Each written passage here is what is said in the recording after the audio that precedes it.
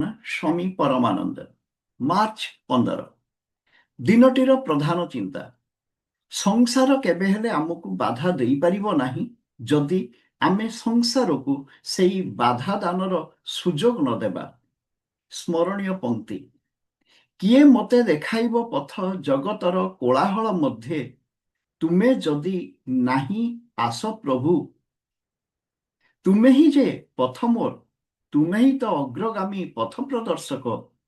ମୁଁ ତ ପାଏ ନାହିଁ ପଥ ଖୋଜି, ଅଥବା ହୁଏ ନା ତୁମର ପଥ ଅନୁଗାମୀ। ଯଦି ତୁମେ ଦେଖାଅ ମୋତେ ପଥ, ଧରି ମୋର ହାତ, ତେବେ ମୁଁ ଚାଲିବି ତୁମ ପଛେ, ଆଉ ମୁଁ ଜାଣିବି ତବ ପଥ। ନୀତି ଉପଦେଶ। କେଉଁ ପ୍ରକାର ପଥ ବାଛିବାକୁ ହେବ ସେ ସ୍ୱାଧୀନତା ଆମର ଅଛି। ନିଜର ନିୟତି ଗଠନ ଆମକୁ ହିଁ କରିବାକୁ ହେବ। ସେହି ସ୍ୱାଧୀନତା ମଧ୍ୟ ଆମର। ଆମେ ନିଜେ ଆମର ଶତ୍ରୁ ହୋଇଥାଉ। ଯଦି ଆମେ ସମ୍ପୂର୍ଣ୍ଣ ରୂପେ ସଂସାର ସହିତ ଜଡ଼ିତ ହେବା, ତେବେ ସଂସାର ଆମକୁ ଭାରାକ୍ରାନ୍ତ କରିବ। କିନ୍ତୁ ଯଦି ଆମେ ଭଗବାନଙ୍କ ସହିତ ପୂର୍ଣ୍ଣ ଭାବରେ ଯୋଗସୂତ୍ର ରଖିପାରିବା, ତେବେ ଅଶୁଭ ଆମର ଦୃଷ୍ଟି ଆକର୍ଷଣ କରିପାରିବ ନାହିଁ ଏବଂ ଆମେ ତାହାର ନିକଟରେ ପରାଜିତ ହେବା ନାହିଁ। ସମସ୍ତଙ୍କ ଜୀବନରେ ଏକ ଉଦ୍ଦେଶ୍ୟ ପ୍ରয়োଜନ।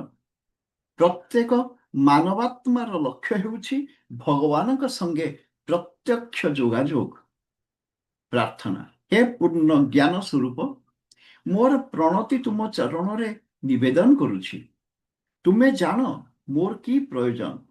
ମୋ ଅନ୍ତରର ଗୂଢ଼ତମ ଭାବ ସବୁ ତୁମେ ଜାଣ।